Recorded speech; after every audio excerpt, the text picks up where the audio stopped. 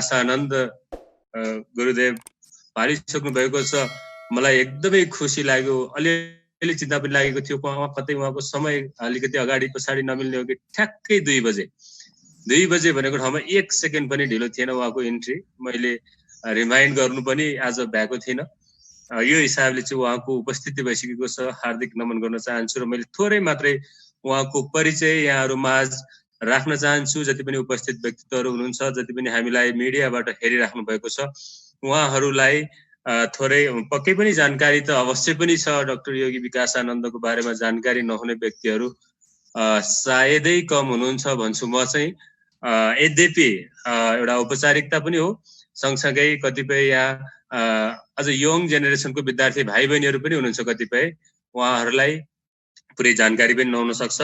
मैले थोरै मात्रै, धेरै त मैले उहाँको बारेमा त्यति थाहा पनि छैन, धेरै कार्यहरूमा उहाँको संलग्नता छ, त्यो परिचय गराउन चाहन्छु। डाक्टर योगी विकासानन्द, उहाँको जन्म 2018 साल असार 2 गते गणेश मन्दिर क्षेत्रपाटीमा भएको हो। त्यसै गरी चाहिँ गुरुदेवको आज्ञाले नै मैले यो कुरा थोरै यो एकदम उत्प्रेरित कुरा पनि छ।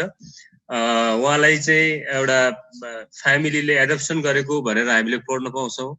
अनि चाइल्डहुडमा निकै अलि बदमास पनि हुनुहुन्थ्यो भनेर पनि लेखिएको देखिएछ। अहिले मैले यो गल्ती गरेर छु भने सच्चाइदिनु होला। अनि त्यसै गरी चाहिँ हि वाज क्वाइट विक हैन, पढाइमा त्यति धेरै इच्छा नराख्ने विद्यार्थी बेलामा, तर पेन्टिङ असाध्यै राम्रो, अलि आफ्नो ढङ्गले चाहने कुराहरूमा चाहिँ बढी इच्छा चाहना जाग्ने र समग्र एउटा चाहिँ लादिएको त्यो हुन्छ प्रेस्क्राइब सिलेबसमा त्यति धेरै इच्छा नराख्ने भनेर पनि मैले कतै पढिराखेको छु। त्यसै गरेर चाहिँ पेन्टिङमा असाध्यै राम्रो। त्यही सन्दर्भमा चाहिँ उहाँले रसिया जाने र अध्ययन गर्ने एउटा अवसर प्राप्त गर्नुभयो र रसियाबाट फर्किसकेपछि उहाँको इच्छा विशेषतः लिटरेचरमा, त्यसै गरेर राइटिङ लेखकीय अभ्यासमा चाहिँ निकै उहाँको इन्ट्रेस्ट बढ्दै गयो र त्यस्तै गरेर उहाँले शिक्षकको रूपमा पनि आफूलाई प्रस्तुत गरिसक्नु भएको छ, एडिटरको रूपमा विभिन्न मिडियामा, त्यसै गरी राइटर लेखकको रूपमा उहाँले आफूलाई प्रस्तुत गरिसक्नु भएको छ। सँगसँगै आध्यात्मिक यात्राको हिसाबले चाहिँ उहाँले जब सम्पूर्णानन्द संस्कृत विश्वविद्यालयमा उहाँको इन्ट्री भयो अथवा प्रवेश भयो, त्यस पछाडि उहाँले आध्यात्मिक यात्रामा बडो रुचिका साथ आफूलाई अगाडि बढाउनु भयो। योगा, मेडिटेसन, रेकी जस्ता विभिन्न पार्टको आध्यात्मिक मेथड्सहरूलाई उहाँले चाहिँ एउटा आफ्नो इन्भेन्सन, त्यो ट्रेडिसनल पारम्परिक भन्दाखेरि पनि आफ्नो चाहिँ इन्भेन्सन अथवा चाहिँ त्यो सिर्जना, जुन एन्टरप्रेन्योरशिप भन्छौँ हामी। एन्टरप्रेन्योरशिप भनेको खालि यो बिजनेससँग मात्रै जोडिँदैन, व्यक्तिसँग रहेको जुन सिर्जना छ त्यसलाई प्रस्फुटन गराएर नयाँ विचारका साथ उहाँले यो आध्यात्मिक यात्रालाई पनि अगाडि बढाइराख्नु भएको छ। त्यसै गरी आनन्द योग केन्द्र 1991 मा आफै सुरुवात गर्नुभयो। त्यसै गरी चाहिँ डिफ्रेन्ट खालका नेसनल इन्टरनेसनल कन्फरेन्सेसहरूमा योगा मेडिटेसन रेकीसँग जोडिएका कन्फरेन्सेसहरूमा उहाँको एकदमै ओझिलो उपस्थिति, विशेष गरी ब्राजिल, युएसए, अस्ट्रेलिया, क्यानाडा, युरोपका विभिन्न देशहरूमा र साउथ एसियाका पनि विभिन्न देशहरूमा उहाँको थुप्रै खालका कार्यक्रमहरू चाहिँ हुने गर्छ। त्यसै गरी विशेषतः अझ यो मनोक्रान्ति मुभमेन्ट, जुन मुभमेन्टले थुप्रै खालका युवाहरूलाई, थुप्रै खालका व्यक्तित्वहरूलाई चाहिँ साँच्चीकै जीवन बुझ्न र जीवनलाई अगाडि बढाउन एकदमै गतिशील हिसाबले अगाडि बढाउन चाहिँ प्रेरित गरेको छ। त्यो मनोक्रान्ति मुभमेन्ट एउटा चाहिँ ठुलो क्रान्तिको रूपमा चाहिँ उहाँले अगाडि सार्नु भएको छ। त्यसै गरी चाहिँ भूत तपस्या, त्यस्तै गुरु ऊर्जा प्रक्षेपण जस्ता विचारहरू प्रयोगहरू पनि उहाँले चाहिँ अगाडि बढाइसक्नु भएको छ। र मैले यति भन्दै अझ उहाँको बारेमा अझ जान्ने चाहना हुँदाखेरि हामीले युट्युब्सहरूमा, थुप्रै मिडियाहरूमा पक्कै पनि भेट्न सक्छौँ। फेसबुकमा पेजहरू छन् उहाँको बारेमा। त्यसै गरेर चाहिँ मनोक्रान्तिमुभमेन्ट.org www.मनोक्रान्तिमुभमेन्ट.org मार्फत पनि उहाँका थुप्रै क्रियाकलापहरूको बारेमा हामी जानकार हुन सक्छौँ। त्यसै गरेर चाहिँ थुप्रै मिडियाहरूमा उहाँको दिनदिनै जसो चाहिँ प्रोग्रामहरू अथवा चाहिँ इन्टरभ्यूहरू हामी हेर्न सक्छौँ। र त्यसै गरी चाहिँ थुप्रै खालका कर्पोरेट ट्रेनिङ्सहरूमा, सोसल अर्गनाइजेसनका ट्रेनिङ्सहरूमा, मोटिभेसन प्रोग्रामहरूमा उहाँको समय असाध्यै उत्पादक हिसाबले चाहिँ अगाडि बढाइराख्नु भएका यस्ता व्यक्तित्व आज हामीले चाहिँ निकै सहज हिसाबले प्राप्त गर्न सफल भएका छौँ। म फेरि पनि अत्यन्त हृदयदेखि नै आभार प्रकट गर्न चाहन्छु गुरुदेवप्रति र उपस्थित सम्पूर्ण महानुभावहरूप्रति पनि हार्दिक आभार व्यक्त गर्न चाहन्छु। जुममा प्रत्यक्ष उपस्थित भइराख्नु भएको छ, यो क्रम बढ्दो छ र मिडिया मार्फत पनि हामीलाई लाइभ हेरिराख्नु भएको छ र अबको समय चाहिँ मैले ढिला नगरिकन डाक्टर योगी विकासानन्द गुरुदेवलाई समर्पण गर्न चाहन्छु। थ्याङ्क यू, धन्यवाद। यहाँहरू सबैले सुनेर यो समयको अधिकतम लाभ लिइदिनु हुनेछ। धन्यवाद गुरुदेव। Welcome to Rising Star School, managed by a team of professionals.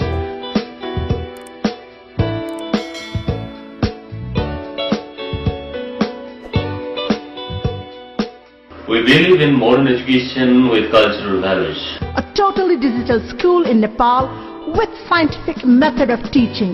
Rising Star is completely digital school in Nepal. Rising Star School consists of former principals and qualified teachers. The school has spacious hostel with homely environment. Rising Star School provides extracurricular activities, sports, music, dance and meditation. The school has glorious history in the field of education. Rising Star सँग 4 दशक लामो इतिहास छ। Rising Star School secures bright future for every child.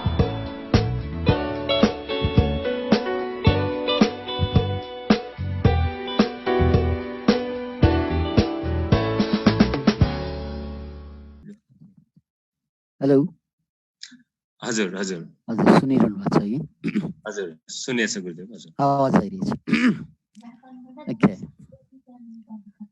सर्वप्रथम यहाँहरू सबैलाई मेरो हार्दिक मेरो तर्फबाट स्वागत एवं नमस्कार। यता अलिकति आवाज डिस्टर्ब आइरहेको छ, कता कता माइक खुलेको जस्तो लाग्यो। आरबी अधिकारी सर, यो कसैको माइक खुले जस्तो लागेछ। हजुर मैले सबैलाई म्युट गरिदिएको छु गुरुदेव। हजुर ओके, हाम्रो विषयवस्तु सृजनशीलता र के विषयवस्तु परेको छ? सकारात्मक र सृजनशील जीवनका लागि भनेर यो समय हामीले। ओके, सबभन्दा पहिला सकारात्मक यानी पोजिटिभ एटिट्युड बाट कुरा सुरु गर्न चाहन्छु। संसारमा जे जति घटना घट्छन्, पोजिटिभ घटना, नेगेटिभ घटना, पोजिटिभ घटनाको पछाडि पनि नेगेटिभ कुरा जोडिएर आएको हुन्छ र त्यसको ठिक उल्टो नेगेटिभ घटनाको पछाडि पनि पोजिटिभ कुरा जोडिएर आएको हुन्छ र हाम्रो सामान्य आँखाले या सामान्य बुझाइले हामी सर्फेसमा मात्रै कुरा देख्छौँ, सर्फेसमा मात्रै हेर्छौँ र हरेक नकारात्मक घटनाको हामी बिल्कुलै त्यो नकारात्मक घटनाबाट पीडित हुन्छौँ र यसरी हाम्रो सोचाइ नकारात्मक हुन जान्छ।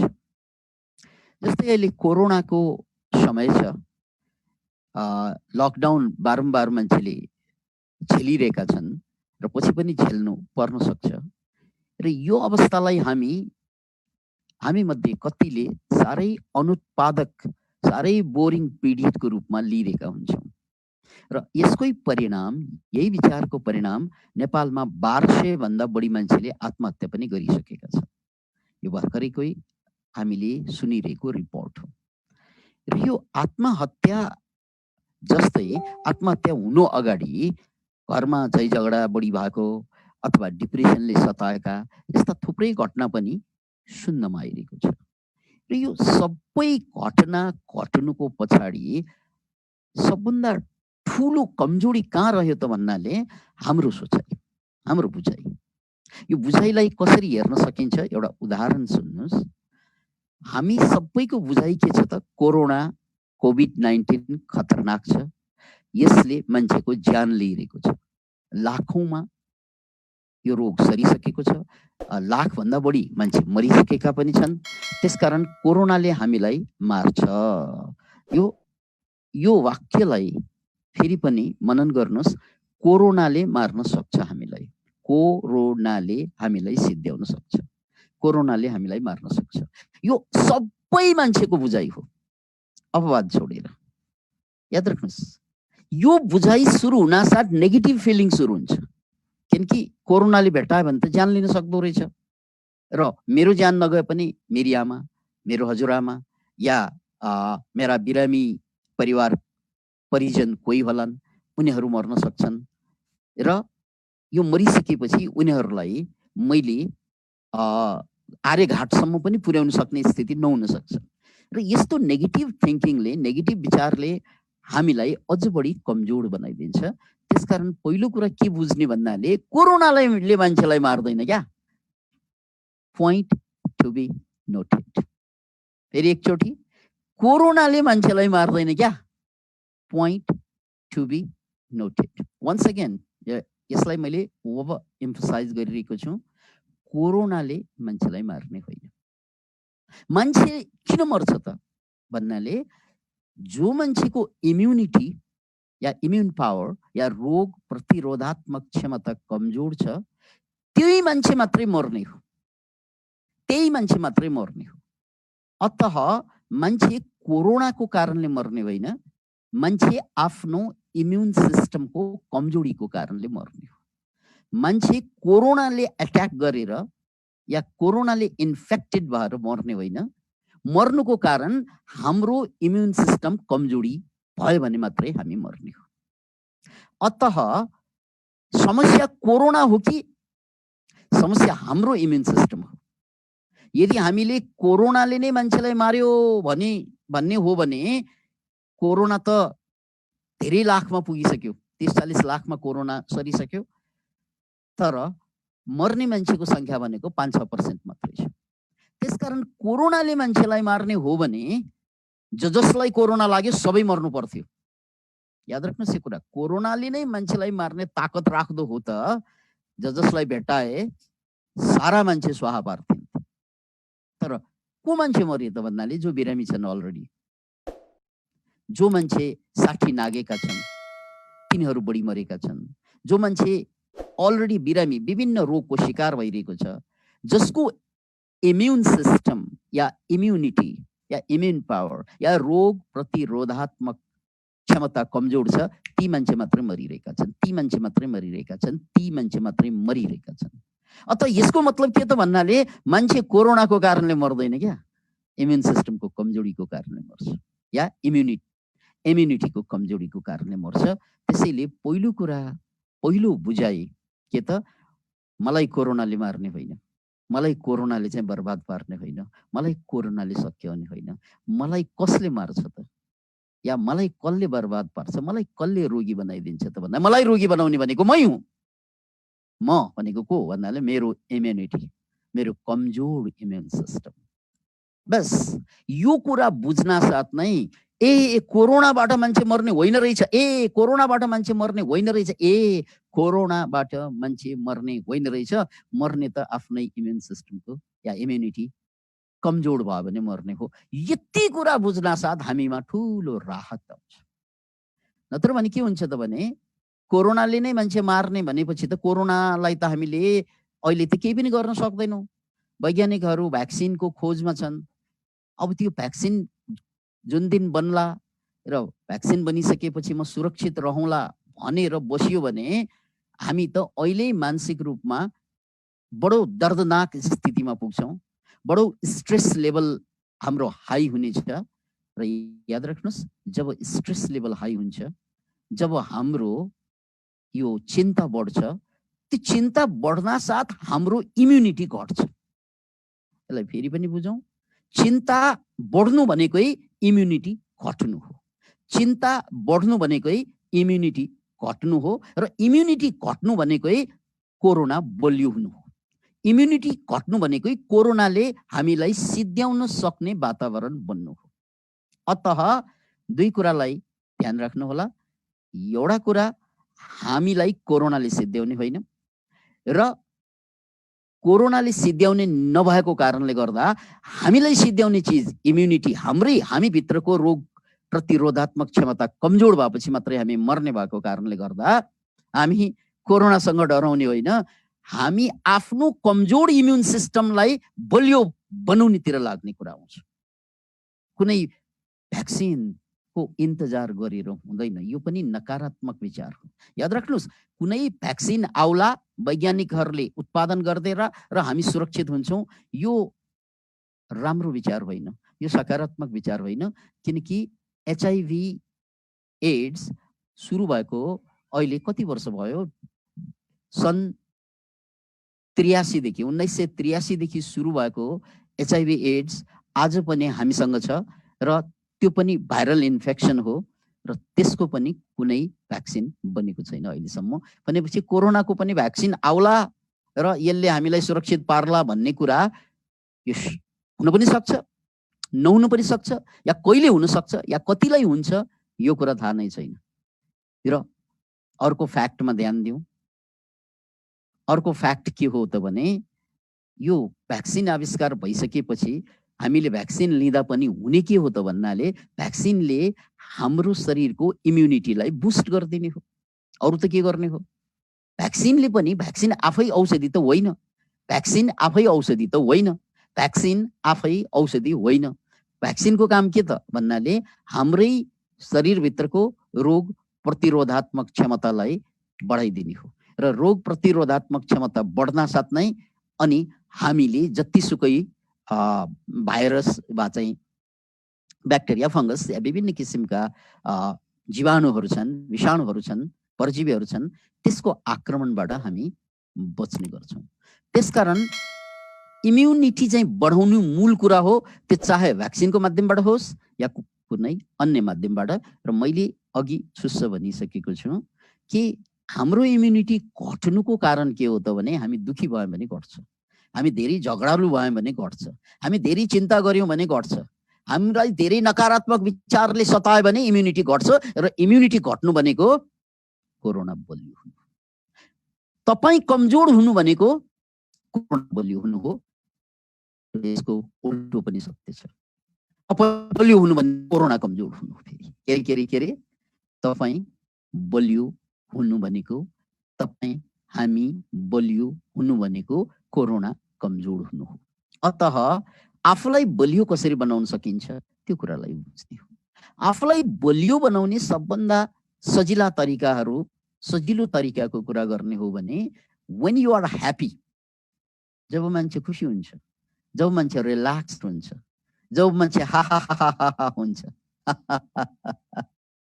Welcome to Rising Star School, managed by a team of professionals.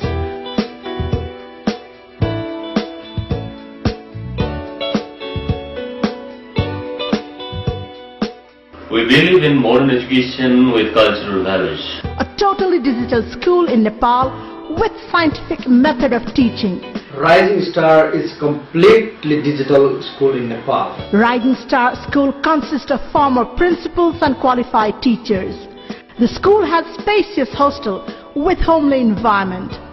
Rising Star School provides extracurricular activities, sports, music, dance and meditation. The school has glorious history in the field of education. Rising स्टारसँग 4 दशक लामो इतिहास छ। Rising Star School secures bright future for every child.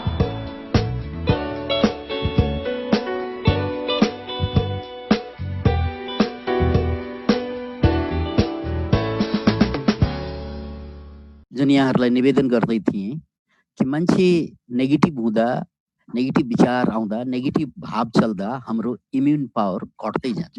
Negative विचार र भाव थोरै आउँदा त फरक पर्दैन, तर लामो समयसम्म चिन्ता, लामो समयसम्म रिस, लामो समयसम्म ईर्ष्या आयो भने त्यसबाट लामो समयसम्म नेगेटिभ विचार आउँछ र त्यो नेगेटिभ विचारले हाम्रो इम्युनिटीलाई डाउन गरिदिन्छ र त्यो डाउन गर्न साथ नै कोरोना जस्ता भाइरसले हामीलाई एट्याक गर्छ र गर्ने मात्र होइन हामीलाई सिध्याउन पनि सक्छ। एकातिर पोजिटिभ थिङ्किङ र पोजिटिभ एटिट्युड भनेको जीवनको सफलताको लागि नहुने कुरा, सबैलाई थाहा भएको कुरा। यदि मान्छे कोही सफल हुन चाहन्छ जीवनमा भने उसको सबभन्दा ठुलो अगाडिको हतियार भनेको के हो त? Positive attitude. कोही पनि मान्छे दुनियाँमा चाहिँ सफल किन हुन्छन् त भन्नाले बिकज अफ पोजिटिभ एटिच्युड। र असफल हुने मान्छे किन असफल हुन्छन् भन्नाले उसको एटिच्युड चाहिँ या त मिक्स हुन्छ, कहिले नेगेटिभ कहिले पोजिटिभ, बढी नेगेटिभ कम पोजिटिभ, या त बिल्कुलै नेगेटिभ। त्यसकारण धेरै नेगेटिभ भयो भने मान्छे डिप्रेसनतिर जान्छ र धेरै पोजिटिभ भइदियो भने मान्छे सफलतातिर जान्छ। यो कुरा धेरैलाई थाहा भएको कुरा। तर थाहा नभएको कुरा या थोरैलाई थाहा भएको कुरा के हो भने यो पोजिटिभ एटिच्युड भनेको, पोजिटिभ थिङ्किङ भनेको सफलताको लागि चाहिने मात्र कुरा होइन कि तपाईँ कोरोना जस्ता भाइरसबाट बच्नको लागि पनि या यसपछि पनि कुनै भाइरस आयो भने त्यसबाट पनि जोगिराख्नको लागि चाहिने कुरा भनेको पोजिटिभ थिङ्किङ, पोजिटिभ एटिच्युड हो। र यो पोजिटिभ एटिच्युड हामी दुखी हुँदा हामी दुखी हुँदा यो नेगेटिभ थिङ्किङ धेरै आउँछ र हामी खुसी हुँदाखेरि पोजिटिभ थिङ्किङ धेरै आउँछ। यसलाई उल्टाइदिनु, जब हामी पोजिटिभ थिङ्किङ गर्छौँ हामी खुसी हुन्छौँ, जब हामी खुसी हुन्छौँ पोजिटिभ थिङ्किङ गर्छौँ। त्यसैले पोजिटिभ एटिच्युड, पोजिटिभ थिङ्किङ भनेको, खुसी भनेको यी जम्मै कुरा कोरोना जस्ता भाइरससँग लड्ने हाम्रो सबभन्दा सशक्त हतियार हो।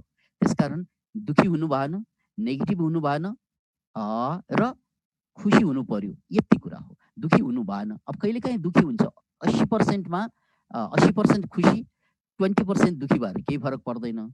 तर 80% दुखी 20% खुसी भएर फेरि धेरै ठुलो समस्या हुन्छ। त्यसकारण हामी बढी चाहिँ खुसी हुनुपर्छ र कम चाहिँ दुखी हुनुपर्छ, किनकि दुःखमा इम्युन सिस्टम घट्छ र सुखानुभूतिमा इम्युन सिस्टम बढ्छ।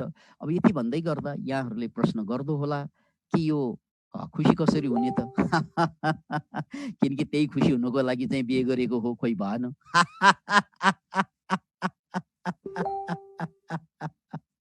बिहे गरेको खुसी त 1 महिनामा सक्यो। त्यो 1 महिनाको हनीमुन पिरियड भनिन्छ नि, त्यो बेला त्यहाँ हनी पनि थियो, आहा मुन पनि थियो। त्यसपछि कता गयो हनी, कता गयो मुन, मौरी भने बाँकी अझै रह्यो।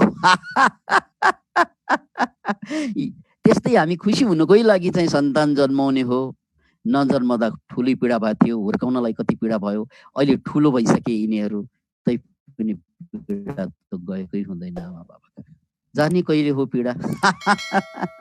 त्यस्तै हामी एजुकेसनको पाटोमा पनि त्यसरी नै आयौँ, जागिरको पाटोमा यस्तै आयौँ कि एक दिन हामी खुसी हुनेछौँ। यसलाई विशफुल थिङ्किङ भनिन्छ कि एक दिन हामी शिक्षित भएर खुसी हुनेछौँ, जागिर खाएर खुसी हुनेछौँ, एक दिन हामी बिहे गरेर खुसी हुनेछौँ, एक दिन हामी खुसी हुनेछौँ सन्तान जन्माएर धनी भएर, या एक दिन हामी मरेर खुसी हुनेछौँ। किनकि खुसी कतै पनि पाएन मान्छेले। र खुसी अब कहाँबाट पाइन्छ भन्ने कुरामा अलिकति हामी चिन्तन गरौँ। खुसीको सबभन्दा स्रोत भनेको बाल्यकाललाई फर्कौँ। जब हामी सानो थियौँ, हुँदैन थियो तर नाच्थ्यौँ, गाउँथ्यौँ, हाँस्थ्यौँ, झगडा पनि गर्थ्यौँ, एकछिनमा बिर्सन्थ्यौँ। तर अहिले थोरै झगडा भयो भने कहिल्यै पनि हामी रिकन्साइल गर्दैनौँ कतिपय केसमा। त्यसकारण त्यो सानो बेलामा जुन मस्ती छ नि, त्यो मस्ती अब छैन जीवनमा। अब सम्पत्ति छ तर मस्ती छैन, याद राख्नुहोस् यो कुरा। त्यसकारण खुसी हुने सबभन्दा सजिलो तरिका यो कोरोना कालमा त्यही बाल्यकाललाई चाहिँ हामीले सम्झेर नाच्न सकिन्छ, हाँस्न सकिन्छ, गाउन सकिन्छ, अनि फिलिङ भयो भने रुन सकिन्छ।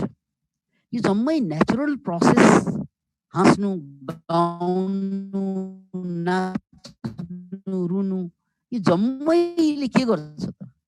Immune system. यहाँहरूले सुनिरहनु भएको होला कि 10 वर्षभन्दा मुनिका बच्चाहरूलाई चाहिँ कोरोनाले मिति लगेको छैन। लाखौँ मान्छे मरिसके कोरोनाले, तर 10 वर्षभन्दा मुनिका बच्चाहरूलाई कोही कोही मरेका छन्। त्यो मरेकाको त भन्नाले अलरेडी उनीहरूलाई ठुलै सङ्कट छ, रोग छ भने मरेका छन्, नत्र भने उनीहरूलाई छोएको पनि छैन प्रायलाई।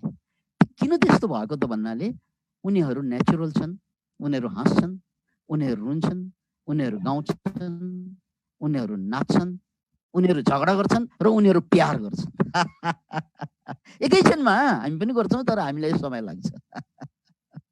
त्यसकारण यो बाल्यकालका सारा गतिविधिहरू आज पनि त्यति नै भ्यालिड कुरा छ।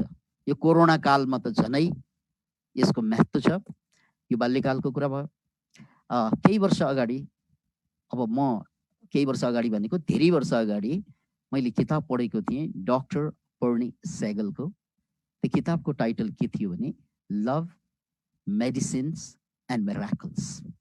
यो किताबलाई फेरि एकचोटि म दोहोऱ्याउन चाहन्छु। कसैले हेर्न चाहनुहुन्छ भने नेटमा खोज्न सक्नुहुन्छ।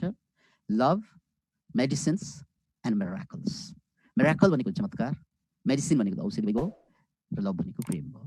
लभ, मेडिसिन्स एन्ड मिराकल भन्ने जुन किताब छ, आजभन्दा 30-40 वर्ष अगाडि चाहिँ तहल्का मचाएको किताब थियो।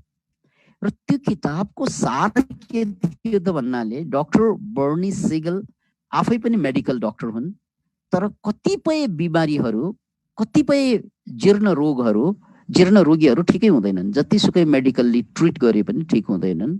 र त्यो ठिक नभएका रोगी मेडिकल्ली डक्टरले अब सकिँदैन, अब यो मर्छ, अब म्याद पनि टोकिसकेको हुन्छ, यसको जीवन सक्यो भनेका कतिपय। Welcome to Rising Star School, managed by a team of professionals.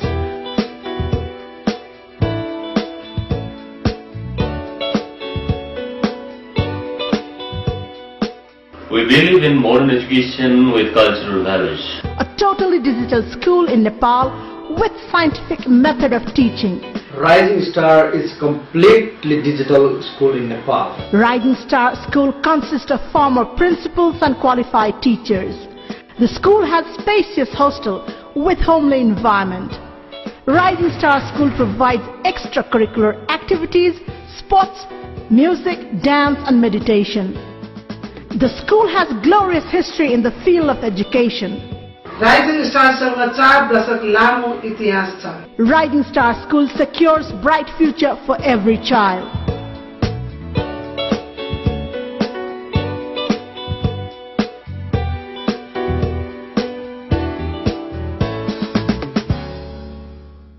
सकिन्छ, प्रयास गरौँ न। यही त पोजिटिभ भइरहेछ। ठिक छ, राम्रो छ। परिस्थिति नेगेटिभ भए पनि मनस्थितिलाई पोजिटिभ बनाइ राख्नु नै पोजिटिभ थिङ्किङ होइन र?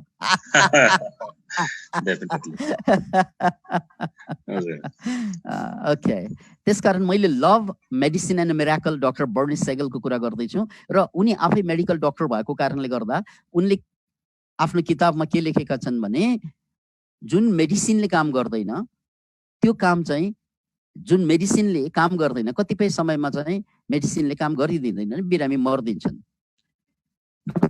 यस्तो अवस्थामा पनि मेडिसिनले मिराकलको काम गर्नको लागि त्यहाँ लभ जोड्नुपर्छ, प्रेम, अनकन्डिसनल लभ, जसलाई हामी प्रेम भन्छौँ, माया भन्छौँ। तर माया कस्तो त भन्नाले अनकन्डिसनल लभ, र त्यो बिना प्रश्न, बिना त्यसको परिणामको ख्याल गरिकन, यसबाट परिणाम या त्यसबाट प्रतिक्रियाको ख्याल गरिकन यदि कसैलाई, हामी छोरालाई, छोरीलाई, आमालाई, बाउलाई, दाइलाई, भाइलाई, देशलाई, कसैलाई पनि यदि हामीले परिणाम नखोजिकन प्यार गर्यौँ भने त्यसलाई अनकन्डिसनल लभ भनिन्छ। र मैले तिमीलाई माया गरेको छु, तिमीले पनि मलाई गर्नै पर्छ भने यो कन्डिसनल लभ, यो त टुट्नु नै छ, ढिलो चाँडो। ढिलो टुट्नु भन्दा बच्चा 1-2 जना पाउन अगाडि टुटे राम्रो।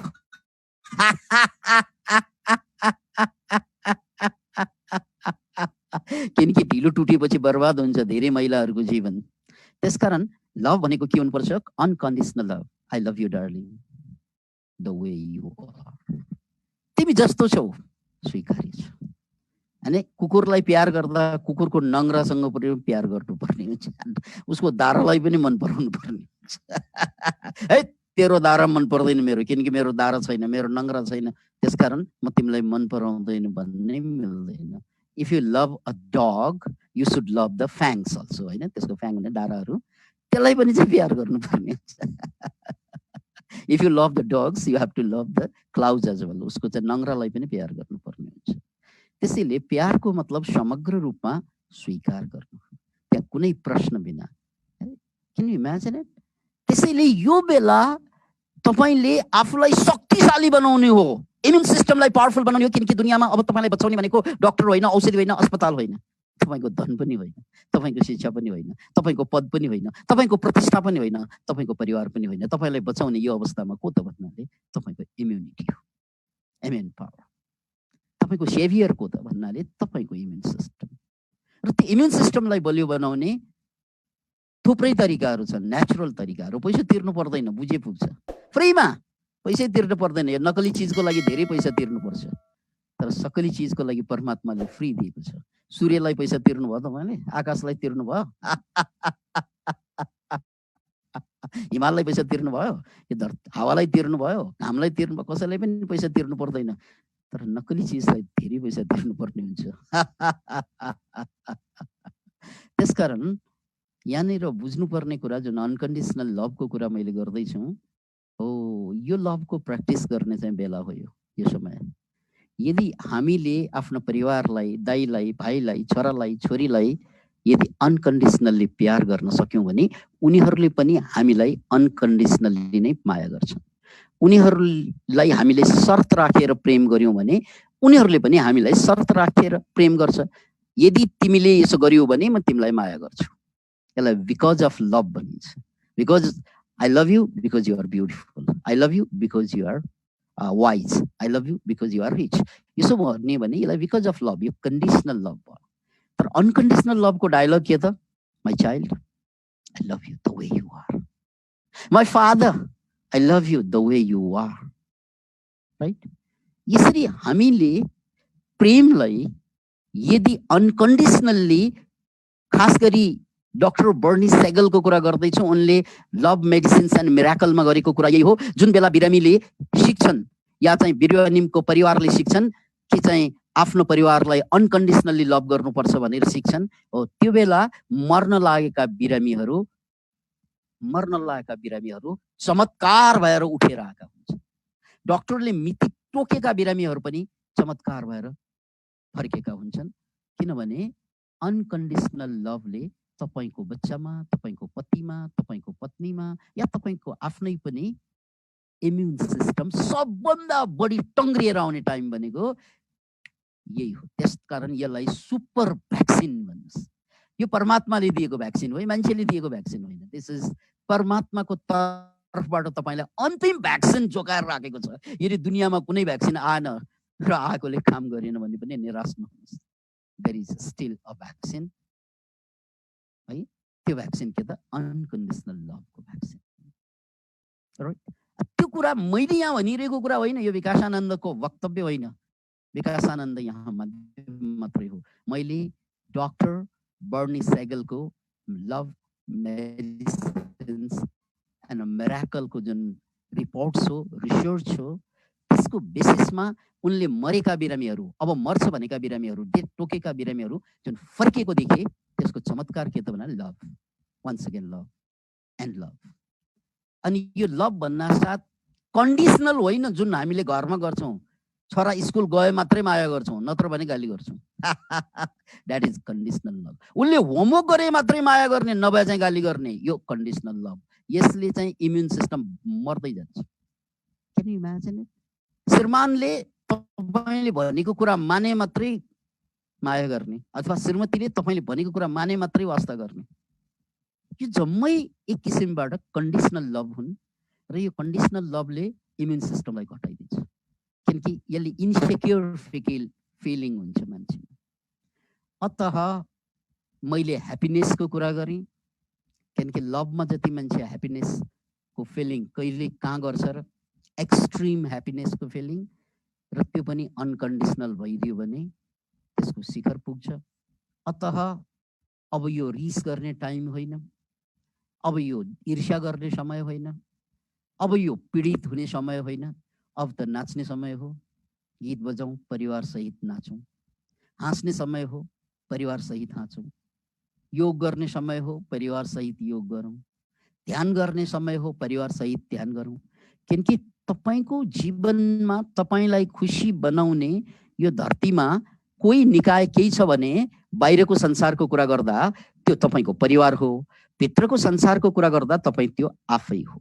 तपाईलाई खुसी तपाईले मात्रै बनाउन सक्नुहुन्छ, यो इन्टरनल जगतको कुरा भयो। अनि बाहिरको हकमा साथीहरू भनेको बाहिरको मेम्बरहरू बाहिरकै भए उनीहरू, तर परिवारमा तपाईँ खुसी हुन सकेन भने तपाईलाई खुसी बनाउने अरू ठाउँ पनि हुँदैन, याद राख्नुहोस्। त्यसकारण अमेरिकामा गरेको सबभन्दा लामो रिसर्च, जसलाई 75 वर्ष लामो अझै पनि चलिरहेको छ, कि सबभन्दा खुसी को मान्छे हुन्छन् त, कस्ता मान्छे हुन्छन्, धन धेरै भएका मान्छे खुसी हुन्छन् कि धेरै पढे लेखेका खुसी हुन्छन् कि धेरै स्वस्थ मान्छे खुसी हुन्छन् कि भन्ने रिसर्च 75 वर्षदेखि जारी थियो र त्यो अझै पनि जारी छ। र पछिल्लो समयमा आएका निष्कर्षहरू के त भन्नाले, जसको परिवारमा अनकन्डिसनल लभ छ, जहाँ सबैले सबैलाई आदेश दिँदैनन्, स्वीकार गर्छन्, त्यो परिवारका मान्छेहरू सबभन्दा बढी खुसी देखिए। र जुन परिवारमा सबभन्दा बढी खुसी छन् तिनीहरू सबभन्दा बढी हेल्थी देखिए। त्यसकारण लभ, मेडिसिन्स एन्ड मिराकल, यदि लभलाई तपाईले अनकन्डिसनल बनाउन सक्नुभयो भने यो मिराकल बन्न सक्छ। र यो च्याप्टरमा यहाँले नेटमा पनि सर्च गर्न सक्ने कुरा भयो। यो बेला तपाईले आफूलाई स्पिरिचुअल्ली, साइकोलोजिकल्ली, फिजिकल्ली उठाउने बेला हो। किनकि यो लकडाउन त अहिले छैन, अब कुनै दिन पछि फेरि हुन्छ। यो अब श्रावणदेखि फेरि लकडाउन हुँदैछ भन्ने हल्ला चलिरहेको छ, हुने सम्भावना पनि छ। किन अहिले त 500 भन्दा बढी मान्छेलाई कोरोना देखिरहेको छ दिनदिनै, यो संख्या बढ्दै पनि जानेछ। त्यसकारण यो कोरोना काल चाहिँ अर्को महिना सकिँदैन, सम्भवतः अर्को वर्ष पनि नसकिन सक्छ, अर्को वर्ष पनि जान सक्छ। किनकि योभन्दा पहिला पनि यस्तै हुँदा लामो लामो समय लागेको इतिहासमा त्यस्ता रेकर्डहरू छन्। त्यसैले यो बेला हामीले कोरोना काल सकियोस्, भ्याक्सिन आविष्कार होस् भनेर कुर्नु होइन कि यो बेला हामीले आफैले जिम्मा लिएर आफूलाई हेल्थी बनाउने, आफूलाई ह्याप्पी बनाउने, आफूलाई क्रिएटिभ बनाउने। यहाँ आजको विषयमा क्रिएटिभिटी पनि छ, सृजनशीलता र सृजनशीलताको कुरा पनि मैले जोड्नुपर्छ। र हामी यो बेला आफूलाई म्याक्सिमम क्रिएटिभ बनाउने पीडित हो। म्याक्सिमम पोजिटिभ पाटो भनेको खुसीको लागि भयो, तर मान्छे संसारमा जन्मेपछि यदि क्रिएटिभ भइदिएन भने उसले पैसा कमाउन सक्दैन, थोरै पैसा आउँछ। अनि राम्रो कमाउने र त्यो कमाएको पैसाबाट समाजलाई पनि केही योगदान दिने हो भने यु मस्ट बी क्रिएटिभ। र क्रिएटिभिटीको सन्दर्भमा अलिकति कुरा जोड्नु पर्दा, डेभिड लिन्चको एउटा भिडियो मैले मनोक्रान्ति सेन्टर भन्ने हाम्रो च्यानलमा 2-3 दिन अगाडि जारी गरेको थिएँ। यो सृजनशीलताको मुहान भन्ने शीर्षकमा मनोक्रान्ति सेन्टर हाम्रो च्यानल छ युट्युबमा। र डेभिड लिन्चकै केही कुरा यहाँ सेयर गर्न चाहन्छु। संसारको सबभन्दा सृजनशील क्रिएटिभ डाइरेक्टरको रूपमा लिइन्छ डेभिड लिन्चलाई। नेटमा सर्च गर्नुहोस् डेभिड लिन्च, जो संसारको सबभन्दा अनौठो फिल्म बनाउन सक्ने, जो अरूहरूले कल्पना गर्न नसकेको खालका सृजनशीलता प्रयोग गर्न सक्ने मान्छे, अहिले जीवित मान्छे हाम्रो अगाडि डेभिड लिन्च हुनुहुन्छ। र डेभिड लिन्च यस्तो अद्भुत थिमलाई लिएर अद्भुत फिल्म बनाएर अहिले वर्ल्डको सबभन्दा क्रिएटिभ मान्छे मध्येको, फिल्म जगतमा नम्बर 1 क्रिएटिभ जगतको क्रिएटिभ मान्छेको रूपमा जुन परिचित छन्, उनलाई सोधे उनका पत्रकारहरूले, उनलाई पछ्याउने पत्रकारहरूले, सर तपाईँ संसारकै नम्बर 1 सृजनशील डाइरेक्टर मध्ये मानिन्छ र यो सृजनशीलता तपाईँले कहाँबाट भेटाउनु भयो? नर्मल्ली सृजनशीलता सामान्य मान्छेको के हुन्छ त भन्नाले, जति धेरै पढ्छन् मान्छेले, जति बढी चाहिँ किताब पढ्छन् त्यति बढी मान्छे सृजनशील हुँदै जान्छ। किनकि किताब धेरै पढ्दै जाँदा धेरै किसिमका आइडियाजहरू, अरूले भोगेका आइडियाज तपाईँको पल्टामा पर्छ। एउटा पढाइ, त्यसकारण रिडर्स आर द लिडर्स भनिन्छ। अर्को भोगाई, जति बढी हामी एक्सपेरिमेन्ट गर्छौँ जीवनमा, जति बढी चाहिँ नयाँ नयाँ कुरा झेल्ने साहस गर्छौँ, नयाँ नयाँ एक्सपेरिमेन्ट गर्ने साहस गर्छौँ, त्यति नै हामी सृजनशील हुँदै जाने हो, राइट? एउटा चाहिँ पढाइबाट, अर्को चाहिँ एक्सपेरिमेन्टबाट। तर यो भन्दा पनि चर्को सृजनशीलताको एउटा स्रोत छ अल्टिमेट स्रोत भनेको त्यो तपाईँ आफूभित्रको अन्तरयात्रा। के अरे? अन्तरयात्रा। अन्तरयात्रा त्यसलाई मेडिटेसनको माध्यमबाट गरिन्छ। डेभिड लिन्चले टीएम मेडिटेसन अहिले 40औं वर्षदेखि गर्दै आएका छन् र अहिले उनी आफै गुरु भएर सिकाइरहेका पनि छन्। र उनले भनेका छन् जब म मेडिटेसनको डेप्थमा जान्छु, म हरेक दिन मेडिटेसन गर्छु 20 मिनट बिहान 20 मिनट बेलुका, र यो मेडिटेसनको डेप्थमा जाँदा बिस्तार बिस्तारै यो विचार यो भावनाको एउटा लेयर हुन्छ, त्यो दुवैलाई छिचोलेर जान्छु। पहिला विचारलाई छिचोलिन्छ अनि त्यसपछि कल्पनालाई पनि छिचोलिन्छ। ट्रान्सेन्डेन्ट यानी मनको पर, भावको पर, विचारको पर, कल्पनाको पर।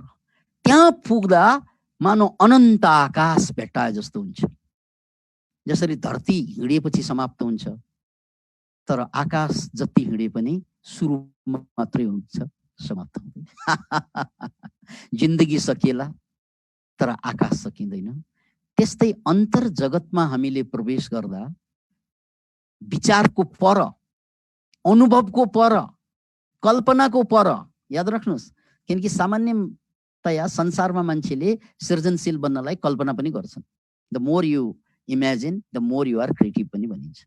तर यहाँ इमेजिनेसनको कुरा होइन, यहाँ बियोन्ड इमेजिनेसनको कुरा छ। हो, यो नै मूल सृजनशीलताको स्रोत छ। अब त्यसलाई चाहिँ मैले भन्दा पढ्नुस्। नम्बर 1 अनुभव गर्नुस्, एक्सपेरिमेन्ट गर्नुस्। नम्बर 2 कल्पना गर्नुस्। Imagination is more powerful than knowledge, Albert आइन्स्टाइनले भनेका छन्। यो तेस्रो कुरा भयो। र चौथो कुरा छ त्यो भन्दा पनि पर, beyond imagination meditation, transcend imagination. र यो चारवटा कुरालाई ध्यान राख्नुभयो भने डेफिनेटली हामी क्रिएटिभ बन्छौँ। र याद राख्नुहोस्, मेडिटेसनले तपाईँलाई अत्यन्त क्रिएटिभ हुने बाटो खोल्छ। यति मात्र होइन, यहाँ एन्डिङ हुँदैन। तपाईँको इम्युन सिस्टमलाई बुस्ट गर्नको लागि, कोरोना जस्ता कुरालाई मजाले झेल्नको लागि पावर पनि मेडिटेसन पनि दिन्छ। Thank you very much. मैले यी कुराहरू यहाँहरू समक्ष प्रस्तुत गरेँ। अब हामी कार्यक्रमको उत्तरार्धमा यी कुराको माझमा कुनै क्वेसन्सहरू उब्रिएको भए, कुनै जिज्ञासाहरू आइरहेको भए, म आरबी अधिकारी सर कसैको जिज्ञासा छ भने त्यसलाई म चाहिँ सम्बोधन गर्न गइरहेको। Thank you. असाध्यै सरल हिसाबले एकदमै मिठो, यो नसकिए हुन्थ्यो भन्दा भन्दै 1 घण्टाको समय लगभग बितेछ। त्यो हिसाबले चाहिँ कसरी सकारात्मक रहन सकिन्छ, इम्युनिटी पावर कसरी डेभलप गर्न सक्छौँ, सृजनशीलतामा हामी कसरी पुग्न सक्छौँ, र त्यो कल्पना भन्दा पनि माथि कसरी हामी छिर्न सक्छौँ भनेर वैज्ञानिक हिसाबले सम्पूर्ण महानुभावहरूलाई बताइदिनु भएको छ। र गुरुदेवले भनेको जस्तै आदरणीय उपस्थित महानुभावहरू, यहाँहरूलाई कुनै त्यस्तो जिज्ञासा यो सन्दर्भमा त्यस्तो लागेको छ भने अहिले सबैले आफै अनम्युट गर्न सक्ने अवस्थामा हुनुहुन्छ।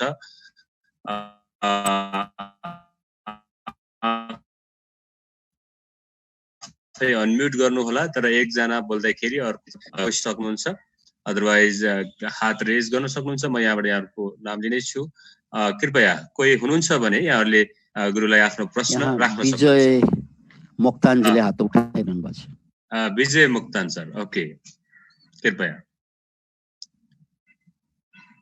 अनम्युट गर्नुहोस् अनि आफ्नो क्वेसन राख्नुहोस्। अञ्जना ताम्राकारजीको पनि हात उठिरहेको छ। यहाँले क्वेसन सोध्नलाई हात उठाउनु भएको हो अथवा कहिलेकाहीँ टेक्निकल्ली पनि झुकिन्छ। अञ्जना ताम्राकारज्यू को हात उठिरहेको छ। यहाँको प्रश्न केही छ भने राख्न सक्नुहुन्छ। सुनिराख्नु भएको छ? उहाँको रेस्पोन्स आएन। अन्य कोही महानुभावहरू जो यहाँ हुनुहुन्छ, एकदमै प्रबुद्ध व्यक्तित्वहरू हुनुहुन्छ, यहाँहरूको केही क्वेरिजहरू, यो वास्तवमा साथै लीलानाथ दाहाल सरले हात उठाउँदै हुनुहुन्छ। कृपया लीलानाथ दाहाल सर, हजुरले अनम्युट गरेर आफ्नो क्वेसन राख्न सक्नुहुनेछ। हजुर सबैलाई नमस्कार, म लीलानाथ दाहाल। सुनिँदैछ? सुनिँदैछ सर, प्लिज। हजुर गुरुलाई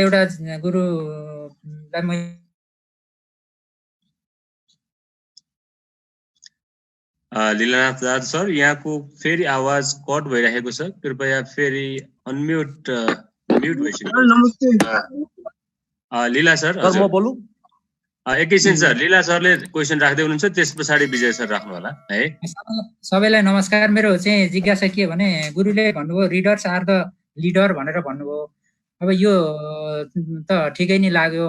अर्को चाहिँ एउटा क्रिएटिभ हुनलाई चाहिँ यो गड गिफ्टै पनि हुन्छ भनेर चाहिँ बुझेको थिएँ मैले। त्यो के कति चाहिँ वास्तव मेरो जिज्ञासा त्यति नै हो गुरुदेवलाई।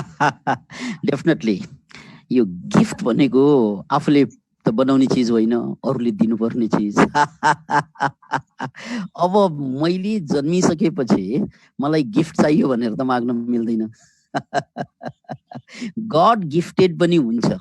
Gifted is gifted. कोही मान्छे जन्मजातै ट्यालेन्टेड भएर जन्मिन्छ, त्यसमा त शङ्कै छैन। त्यसरी जन्मेकाहरूलाई त हामीले यहाँ धेरै कुरा भनिरहनु परेन, तर त्यसरी नजन्मेकाहरूको लागि त यो कचकच गरिरहेको हामीले। अतः यो बुझौँ, गड गिफ्टेड पनि हुन्छ, जसलाई जेनेटिकल कोडबाट, यदि तपाईँ ईश्वरलाई मान्नुहुन्न भने ठिक छ, नमान्ने हुन्छ। जेनेटिकल कोडबाट पनि जन्मजातै पनि प्रतिभा आउँछ र अर्को प्रतिभा हामीले आफैले पनि बनाउन मिल्छ। थ्याङ्क यू गुरुदेव। यहाँ विजय लामा मोक्तान सरले क्वेसन राख्नु खोज्दै हुनुहुन्छ, त्यस पछाडि हामी भक्तराज सर र सुस्मिता खड्काज्यूले रेज गरिराख्नु भएको छ। विजय सर, छोटोमा आफ्नो क्वेसन राखिदिनु होला। गुड आफ्टरनुन गुरुदेव। Good afternoon. Good afternoon respected गुरुदेव। सो भेरी इन्स्पाइरेसन, एकदमै म खुसी भएँ। हजुरको बारेमा मलाई पनि धेरै जानकारी पनि छ। मलाई एउटा मात्रै हजुरले भनिदिनु पर्यो, यो हजुरले एउटा बुकको नाम भन्नुभएको थियो, लभ मेडिसिन एन्ड मिराकल, त्यसको राइटर को होला गुरुदेव? Doctor Bernie Segal. Doctor Bernie Segal. Okay okay, पक्कै पनि यो विजय सर। हजुर, okay, thank you sir. Okay, Vijay सरको आन्सर आइसकेको छ। भक्तराज भुसाल सर, यहाँले केही भन्न खोजिराख्नु भएको छ, कृपया। यहाँ गण्डकी सभ्यता बचाउ अभियानको अभियन्ता हुनुहुन्छ, एकदम सामाजिक व्यक्तित्व हुनुहुन्छ। हजुर, यहाँ क्वेसन राख्नु भएको छ। यो कार्यक्रमका सञ्चालक आरबी अधिकारीज्यू र आजका गेस्ट योगी ज्यूलाई मेरो चाहिँ हरिओमको अभिवादन टक्राउँदछु। र बिहानमा प्राय म चाहिँ योगीजीका चाहिँ धेरै चाहिँ कान्तिपुरमा पहिला ऊ थिएँ र सबैभन्दा मलाई चाहिँ यो त यहाँको जुन एउटा हाँसोको एउटा भाव आउँछ, त्यो हाँसोको भाव सबैले चाहिँ अवलोकन या त्यसलाई चाहिँ प्रयोगमा ल्याउने हो भने अलिकति शान्ति त 25% यसै पनि आउँछ जस्तो लाग्छ। र अर्को कुरा चाहिँ के भने आफू स्ट्रङ हुनको लागि आफैबाट चाहिँ ऊर्जा उत्पन्न गराउनु पर्ने हुन्छ, मलाई त्यस्तो लाग्छ। जतिसुकै समस्या आउन खोज्यो भने पनि आफूलाई कन्ट्रोल गर्यो भने त्यो ऊर्जा चाहिँ आफैमा उत्पन्न हुन्छ र धेरै चिजहरूलाई हामीले चाहिँ निराकरण गर्न सकिन्छ।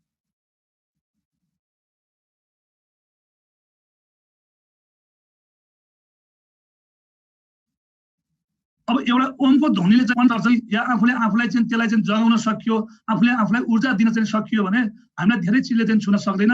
जति कुराहरू चाहिँ योगीले अघि भर्खरै भन्नुभयो विकास सम्बन्धीले, माया पनि एउटा चाहिँ योग हो। त्यो माया भनेको पनि ठुलो योग हो भने त्यो चाहिँ आफूलाई ऊर्जा चाहिँ ल्याउने पनि योग हो।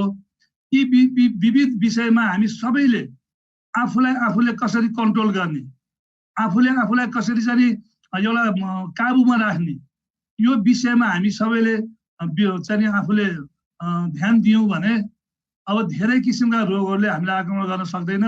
अहिलेको चाहिँ रोगको चाहिँ औषधि पनि यस्तो खालको रहेछ, धेरै मान्छेहरू चाहिँ त्रासमा चाहिँ यो समस्या आएको हामीले देखिरहेका छौँ। अब हाम्रा योग गुरुहरूले यस विषयमा अझै धेरै प्रचार प्रसार गरिदिएर सबै जनता माझ पुर्याइदिएर र यो योग भनेको यो या आफूलाई ऊर्जा देऊ भन्ने किसिमका धारणाहरू चाहिँ सबै ठाउँमा पुर्याइदिनु भएमा अझै धेरै मानिसहरूलाई चाहिँ उपकार हुन्थ्यो भन्ने मलाई लाग्छ। र आज यो विषयमा यो कोरोना सहित उहाँले जुन किसिमका धेरै कुराहरू भनेर आज चाहिँ यस कार्यक्रममा ल्याएर धेरै साथीहरूलाई, धेरै मैले यहाँ बच्चाहरू पनि देखिरहेको छु, बुढाहरू पनि देखिरहेको छु। यसबाट देशैभरि एउटा म्यासेज जाने किसिमको पनि यो लाइभ कार्यक्रम पनि भएको छ, म्यासेज पनि जान्छ र यो जुन किसिमको एउटा वातावरण बनाउनु भयो हाम्रो आर्मी अधिकारीजीलाई चाहिँ धेरै धेरै मैले धन्यवाद दिन चाहन्छु र हाम्रो योगीजीलाई पनि यो विषयमा जुन किसिमको एउटा सबैमा ऊर्जा उत्पन्न हुने एउटा क्रियाकलापको बारेमा धेरै यहाँलाई पनि धन्यवाद दिन चाहन्छु। धन्यवाद, हरिओम। धन्यवाद छ सर। सरले जिज्ञासा भन्दा पनि एउटा फिडब्याक राखिदिनु भयो, यहाँलाई विशेष धन्यवाद छ। अब हामी 3 जनाको क्वेसन लिँदैछौँ। अब गुरुदेवले थोरै यसमा केही जोड्न चाहनुहुन्छ, त्यस पछाडि हामी 3 जना भन्दा बढी लिन सक्दैनौँ। ठिक छ गुरुदेव, प्लिज। ओके, मलाई यहाँ एउटा क्वेसन आएको छ कि सकारात्मक सोचमा या इम्युनिटीमा खानपानको के कस्तो असर पर्छ भन्ने कुरा भयो। डेफिनेटली नै you are what you eat भनिन्छ। जैसा खाए अन्न वैसा होए मन पनि भनिन्छ। यो ठिक कुरा पनि हो। त्यसकारण यो समयमा हामीले भोजनलाई पनि विशेष ध्यान दिनुपर्ने हुन्छ। सबै कुरा एउटा कार्यक्रममा त बताउन नमिल्ने भएको कारणले गर्दा मैले त्यो कुरा छुट्याएको हुँ। अब प्रश्न आयो, त्यसको जवाफ म दिँदैछु। सबभन्दा पहिला हामीले हाम्रो खानपानबाट नखाने चिजमा जानु पर्यो। हाम्रो ब्रेनलाई विक गर्ने, मेमोरीलाई चाहिँ ह्रास गर्ने र हामीलाई इरिटेट बनाउने खाना नम्बर 1 को दुश्मन भनेको हामीले प्रयोग गर्ने चिनी हो, व्हाइट सुगर। त्यो बिस्किटमा पनि आउँछ, केकमा पनि आउँछ, अथवा कोक फ्यान्टा, जहाँ पनि त्यो गुलियो पदार्थ हामी भेट्छौँ। सबै गुलियो नराम्रो हुँदैन, याद राख्नुहोस्। जस्तै फलफुलको गुलियो राम्रो हुन्छ, महको गुलियो राम्रो हुन्छ, तर यो व्हाइट सुगर उखुलाई चाहिँ एकदम प्रोसेस गरेर जुन सुगर निकालिन्छ, त्यो सुगर ब्रेनको लागि र बडीको लागि सबभन्दा ठुलो पोइजन हो। विद्यार्थीहरू जसले चाहिँ गुलियो बढी खान्छन् तिनीहरू हाइपर हुन्छन्। त्यो संसारभरको रिसर्चबाट देखाएको कुरा हो। त्यसकारण पहिलो कुरा चिनीलाई कम भन्दा कम प्रयोग गर्ने। चिनीको ठाउँमा मह प्रयोग गर्न सकिन्छ र चिनीको ठाउँमा अरू गुलियो जस्तै फलफुलका गुलियो पदार्थहरू प्रयोग गर्न सकिन्छ। फेरि चाहिँ गएछु,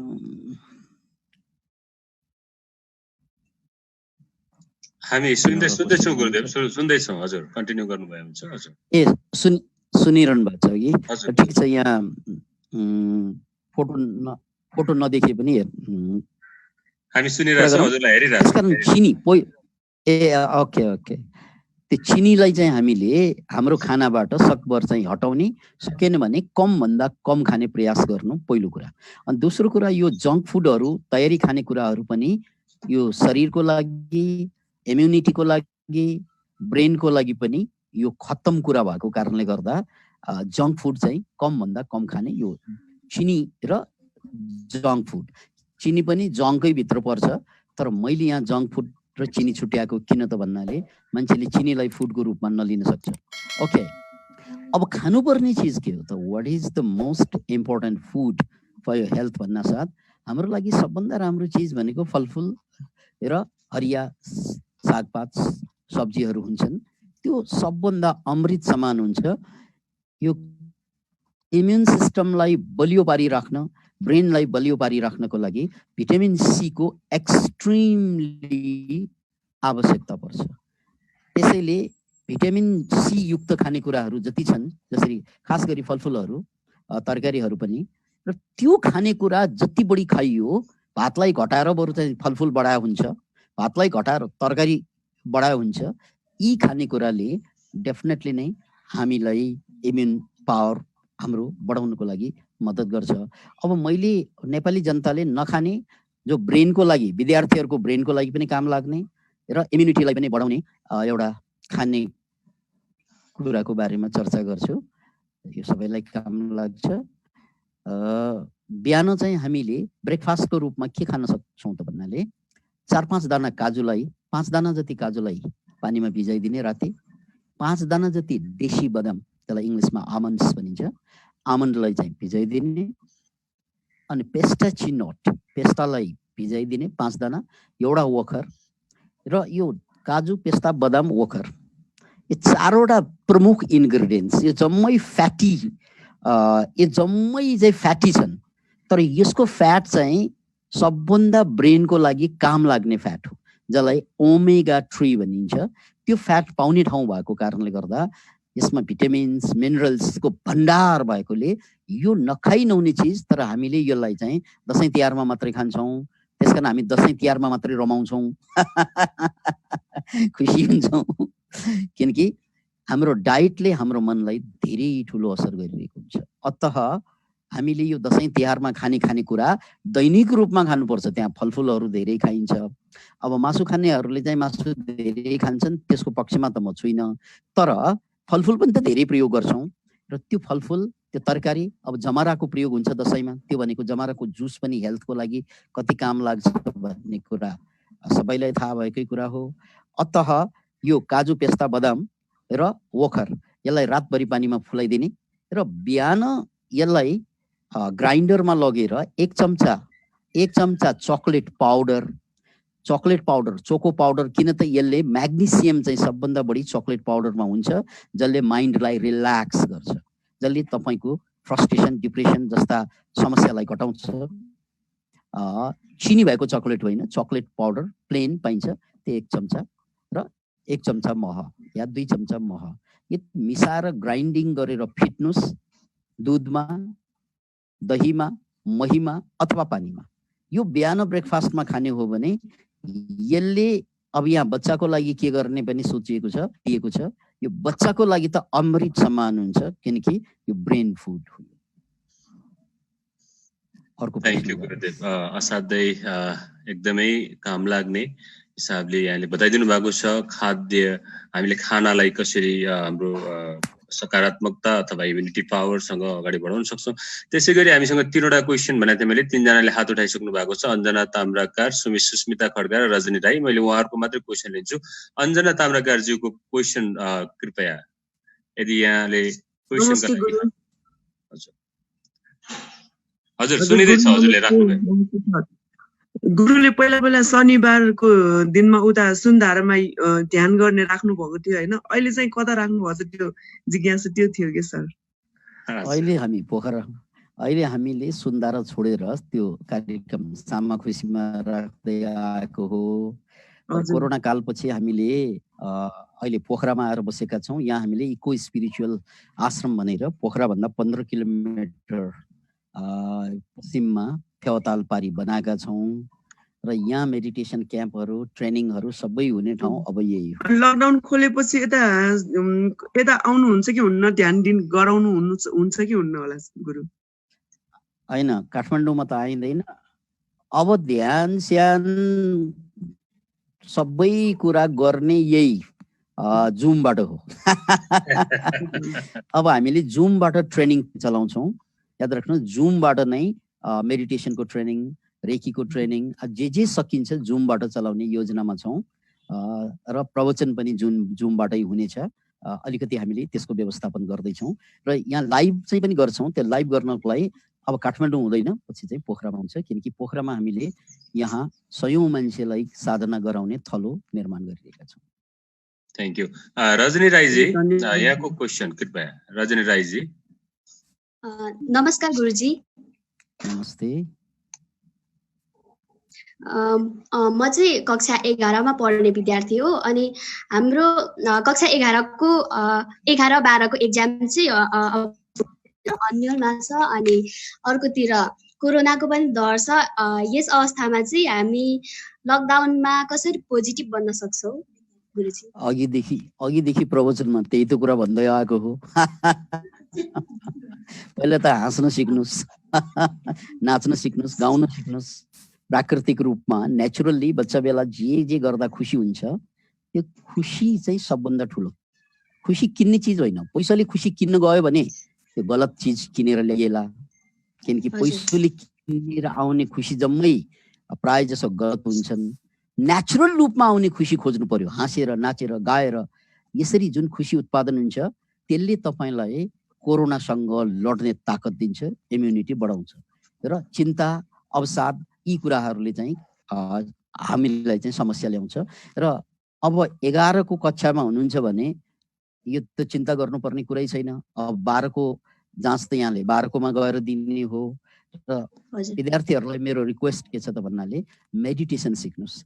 बिहान उठ्न साथ 10 मिनट्स मेडिटेसन चाहिँ बेडैमा बसेर गर्ने हो भने यो मेडिटेसनले हामीलाई डर पनि मेडिटेसनले हाम्रो मेमोरी पनि बढाइदिन्छ र मेडिटेसनले कन्सन्ट्रेसन गर्ने पावर पनि बढाइदिन्छ। यो जति पनि कुरा मैले यहाँ भने हार्वर्ड युनिभर्सिटीमा एक्सपेरिमेन्टल्ली सिद्ध भइसकेको कुरा, किनकि त्यहाँका विद्यार्थीहरूलाई 8 हप्ता दिनको 10 मिनट ध्यान गराउँदा 8 हप्तापछि उनीहरूको मेमोरीमा चेन्ज आएको देखियो, उनीहरूको कन्सन्ट्रेसन पावर चेन्ज आएको देखियो, उनीहरूको हेल्थ राम्रो भएको देखियो र उनीहरूमा चाहिँ नेगेटिभ थिङ्किङ कम भएको देखियो। किनकि मेडिटेसनले ब्रेनका सेल्सहरूलाई नयाँ सेललाई पनि जन्माइदिन्छ, त्यसलाई न्युरोजेनेसिस भनिन्छ। त्यसकारण विद्यार्थीहरूले सबैले 10 मिनट्स दिनको चाहिँ मेडिटेसन गर्नुहोस्। र मेडिटेसनको लागि हामीले मनोक्रान्ति सेन्टर भन्ने युट्युब च्यानलमा स्टेप बाई स्टेप मेडिटेसन 16वटा स्टेप मेडिटेसनको हुन्छ र कुनै पनि स्टेपमा तपाईँले प्रवेश गर्न सक्नुहुनेछ। त्यस्ता भिडियोजहरू यहाँले फलो गर्नुहोला र सब्सक्राइब गर्नुहोला। त्यसलाई चाहिँ प्र्याक्टिसमा ल्याउनु होला र बिचमा कुनै चाहिँ समस्या आयो या नबुझेको कुरा आयो भने त्यही भिडियोमा नै तपाईँले कमेन्ट गर्नुहोला र त्यसमा हामीले यहाँको समस्या समाधान गर्नेछौँ। थ्याङ्क यू रजनी, राम्रो क्वेसनको लागि। अब अन्तिम मात्रै क्वेसन हामीसँग, यो भन्दा बढी क्वेसन लिन सक्दैनौँ। सुस्मिता खड्काको हात रेज भएको छ, कृपया सुस्मिता खड्काजी तपाईँको क्वेसन राखिदिनु होला। नमस्कार सर, म यो लकडाउन सुरु भएदेखि लगत्तै थोरै डिप्रेसन जस्तो केही भयो, अनि त्यसपछि मेडिटेसन योगा सुरु गरेको थिएँ, अहिले पनि कन्टिन्यू गर्दैछु। मलाई चाहिँ यो योग चाहिँ थोरै सिस्टमेटिक र साइन्टिफिक भएको जस्तो लागिरहेको छैन। So can you help me sir? मैले यहाँ सुनिरहेको छैन। सुस्मिताजी ओके, उहाँको फेरि एकचोटि क्वेसन राख्नुहोस् त यहाँको। हजुर, म पनि बिहान बेलुकै योगा र मेडिटेसन गर्ने गरेको छु। अनि मेडिटेसन त भइहाल्छ, योग गर्दाखेरि चाहिँ अलिक साइन्टिफिक र सिस्टमेटिक वेमा भइरहेको छैन कि जस्तो कता कता लाग्छ। त्यही भएर मलाई थोरै केही सजेसन हेल्पहरू गर्न सक्नुहुन्छ कि सरले? ओके, अब योगको लागि या त तपाईँले प्रत्यक्ष गुरु खोज्नु पर्यो जसले चाहिँ सिस्टमेटिक वे देखाउँछ। मेडिटेसन पनि त्यही हो, यदि सिस्टमेटिक भइदिएन, वे पाइएन भने मेडिटेसन मरिनै लाग्दैन कति मान्छेलाई। त्यसकारण एउटा सिस्टम र त्यसलाई चाहिँ बाटो देखाइदिने टिचर चाहिन्छ, गुरु चाहिन्छ, त्यो कुरा बुझौँ।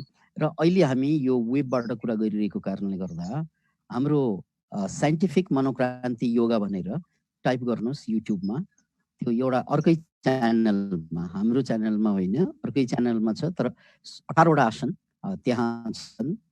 त्यो फेरि पनि साइन्टिफिक भनेर टाइप गर्नुहोस् अनि मनोक्रान्ति योगा भनेर टाइप गर्नुहोस् र त्यसमा 18वटा आसन दिएका थियौँ। त्यो ट्रेनिङको स्टेप बाई स्टेप त्यहाँ फलोअप गर्न सक्नुहुनेछ यहाँले।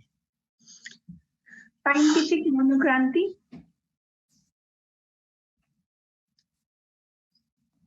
हजुर हजुर, साइन्टिफिक मनोक्रान्ति भन्नुभएको छ उहाँले। हजुर हजुर गुरुदेव।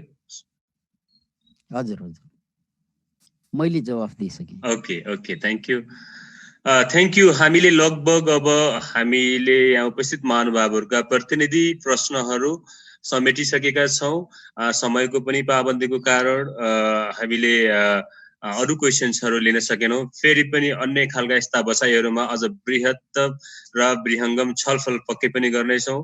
हामी त्यो आशामा छौँ। गुरुदेवको आजको यो अति मूल्यवान समय हाम्रो लागि चाहिँ विशेष गरी म एज अ फेसिलिटेटर मेरो लागि त मैले धेरै कुरा पाएँ जस्तो लाग्छ। पक्कै पनि यहाँ उपस्थित महानुभावहरूले पनि त्यो लेभलमा यो समयको सकारात्मक एक्सप्लोइट भनेको नकारात्मक मात्रै हुँदैन, सकारात्मक हिसाबले चाहिँ यो समयको पक्कै पनि यहाँहरूले लाभ लिइसक्नु भएको छ। र सम्पूर्ण जो लाइभ हेरिराख्नु भएको छ एनपी मिडिया मार्फत, उहाँहरूले पनि पक्कै पनि हाम्रो कार्यक्रम मार्फत यहाँहरूले आजको समय को फाइदा लिइसक्नु भएको छ होला। Rising star school, Nepal college of म्यानेजमेन्टले विशेष गरी संस्कार सहितको अत्याधुनिक शिक्षा भनेर हामीले यो नारालाई नै एकदमै जोड दिइराखेका छौँ। अबका ऋषिहरू वैज्ञानिक हुनुपर्छ र अबका वैज्ञानिकहरू ऋषि हुनुपर्छ भन्ने हाम्रो बुझाइ छ। अबका आधुनिक चाहिँ इन्भेन्सन गर्ने व्यक्तिहरूमा योग र ध्यानका विषयहरू जोडिनुपर्छ र ती योग र ध्यानसँग आविष्कार जोडिनुपर्छ भन्ने हाम्रो बुझाइ छ। त्यो हिसाबले पनि जुन आज हामी यहाँ छलफलमा आयौँ, विविध क्षेत्रबाट व्यक्तित्वहरू, असाध्यै प्रबुद्ध व्यक्तित्वहरू पनि हामीसँग यहाँ जोडिनु भएको छ। कतिपय युवा विद्यार्थीहरू पनि जोडिनु भएको छ। यहाँहरू सबैलाई हार्दिक नमन गर्न चाहन्छु र विशेष गरी गुरुदेव डाक्टर योगी विकास आनन्दजीको यो मूल्यवान विचार र मूल्यवान प्रस्तुति र मूल्यवान समयका लागि हार्दिक आभार व्यक्त गर्न चाहन्छु र आगामी दिनमा पनि यो खालको सामिप्यता पक्कै पनि मिल्नेछ भन्दै आजको कार्यक्रम पनि यही अन्त्य भएको पनि जानकारी गराउन चाहन्छु। सबैजनालाई हार्दिक नमस्कार गर्न चाहन्छु। Thank you. नमस्कार। Thank you, sir. Namaste, sir. Welcome to Rising Star School, managed by a team of professionals.